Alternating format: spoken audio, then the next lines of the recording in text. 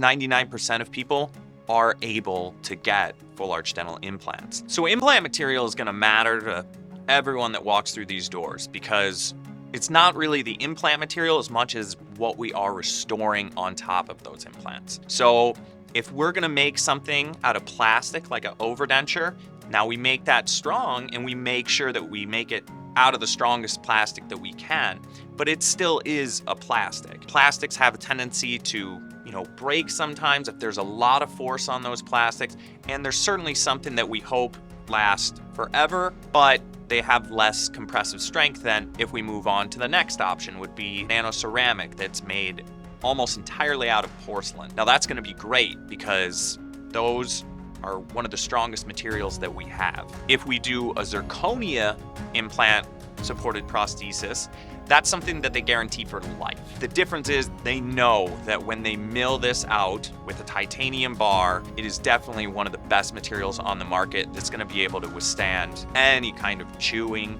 biting. It's all gonna be something that maintains its shape and maintains its function. So to find out more about full arch dentistry and implants, we'd love to have you guys come in here for a free consultation.